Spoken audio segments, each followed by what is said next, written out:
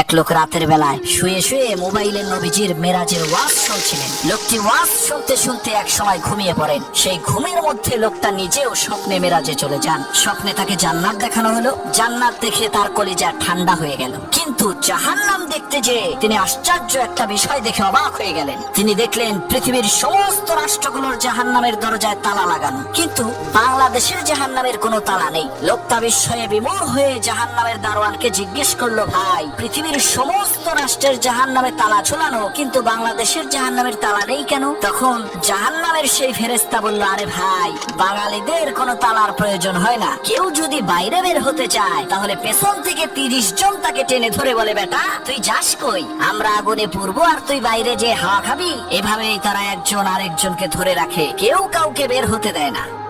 একদিন এক দরিদ্র মানুষ রাস্তায় হাঁটছিলেন। তার কাছে ছিল শুধু একটি খেজুর। তিনি খুব ক্ষুধার্ত।